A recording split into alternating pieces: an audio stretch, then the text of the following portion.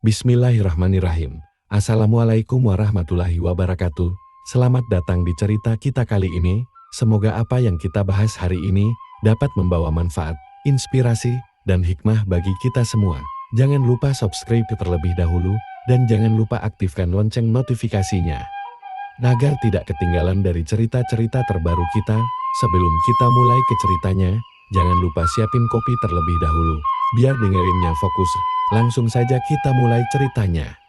Pada masa yang sangat lampau, di tanah Sumatera Utara yang subur dan hijau, terdapat sebuah lembah luas yang dikelilingi oleh pegunungan yang menjulang tinggi. Di tengah lembah itu, mengalir sungai-sungai kecil yang penuh ikan, menghidupi penduduk desa-desa yang hidup damai di sana.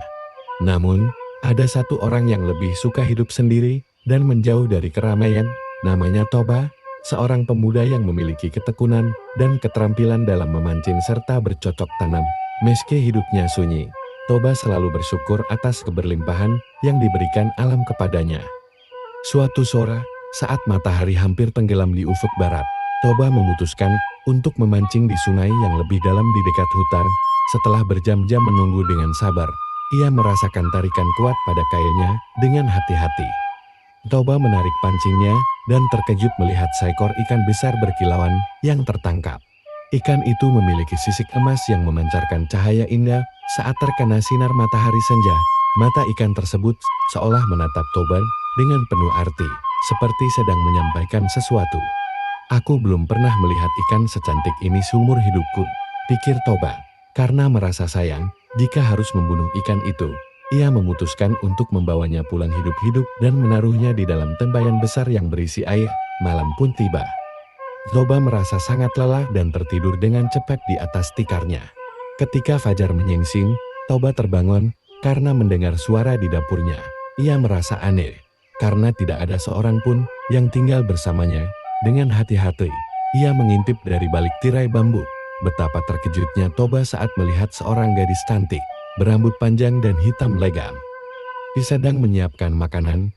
Gadis itu mengenakan pakaian tradisional yang terbuat dari kain halus berwarna merah dan emas, berhiaskan motif-motif khas Sumatera yang indah.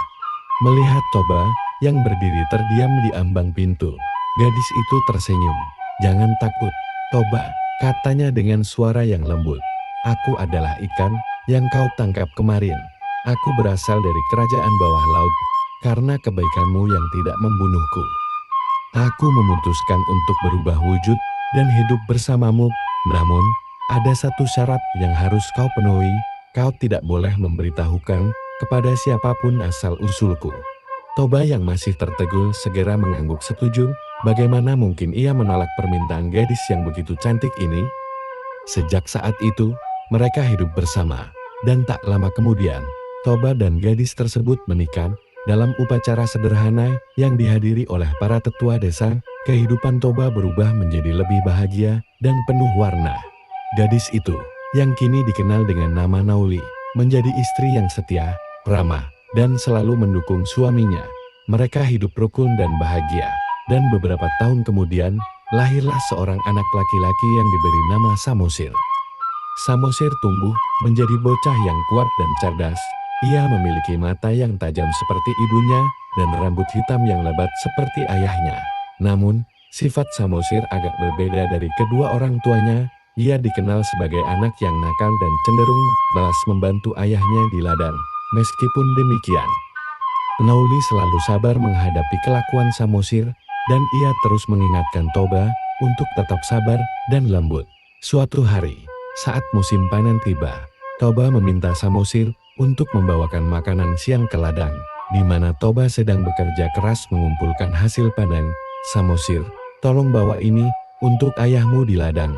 Ia pasti lapar setelah bekerja seharian," kata Nauli sambil menyiapkan bekal. Samosir, yang saat itu sedang asyik bermain dengan teman-temannya, merasa enggan meninggalkan permainan. Ia menggerutu dan dengan enggan mengambil keranjang makanan.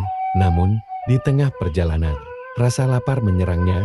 Tanpa berpikir panjang, ia duduk di bawah pohon besar dan mulai memakan sebagian dari bekal tersebut. Setelah kenyang, ia melanjutkan perjalanan ke ladang ayahnya.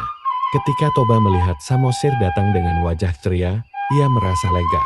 Namun, saat membuka keranjang bekal, Toba terkejut dan kecewa. Makanan yang ia harapkan sudah habis separuh. Samosir, "Kenapa kau memakan makanan ini? Ayah sudah lelah dan sangat lapar," bentak Toba dengan suara keras. Samosir hanya tersenyum kecil tanpa rasa bersalah, membuat amarah Toba semakin memuncak. Tanpa sadar, kata-kata terlarang keluar dari mulutnya, "Dasar anak ikan.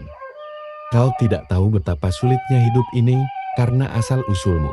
Hening, angin mendadak berhenti, dan langit yang tadinya cerah berubah menjadi kelam. Samosir terkejut. Air mata mulai menggenang di sudut matanya. Di kejauhan, Nauli mendengar teriakan itu. Dengan mata berkaca-kaca, ia bergegas menemui Toba. "Toba, kau telah melanggar janjimu," katanya dengan nada pilu. "Kau mengungkapkan rahasiaku kini. Kutukan harus terjadi." Nauli kemudian berbalik dan berjalan menuju sungai di mana ia dulu berasal. Dalam hitungan detik, tubuhnya berubah menjadi seekor ikan emas dan menghilang ke dalam arus deras yang tiba-tiba muncul. Hujan turun deras disertai petir menggelegar, sungai-sungai meluap, dan air dengan cepat memenuhi lembah. Toba yang menyadari kesalahannya mencoba menyelamatkan Samosir, tetapi arus air terlalu kuat. Ia berlari secepat mungkin menuju bukit tertinggi untuk menghindari terjangan air. Sementara itu, Samosir hanya berdiri terpaku, matanya mencari sosok ibunya yang telah lenyap. Air tak kunjung surut, menenggelamkan seluruh desa dan lembah. Dalam waktu singkat, terbentuklah danau besar yang indah, mengelilingi bukit tempat Samosir berdiri. Bukit itu kemudian menjadi pulau kecil di tengah danau, yang kini dikenal sebagai Pulau Samosir. Danau itu kemudian dikenal dengan nama Danau Toba, sebagai pengingat akan cinta, janji, dan pengkhianatan yang pernah terjadi di tempat itu. Orang-orang yang tinggal di sekitar danau percaya bahwa air danau adalah air mata sang putri yang menangis untuk perpisahannya yang menyakitkan. Hingga kini, cerita ini terus diwariskan turun-temurun sebagai kisah penuh makna tentang cinta, kesetiaan, dan pentingnya menepati janji. Terima kasih sudah menonton. Kalau kalian suka dengan video ini, jangan lupa tinggalkan komentar di bawah. Kami sangat menghargai setiap pendapat dan masukan dari kalian. Dan jika ingin mendukung channel ini lebih jauh, kalian bisa berikan super thanks. Setiap dukungan dari kalian sangat berarti bagi kami untuk terus berkarya dan memberikan konten terbaik. Sampai jumpa di video berikutnya.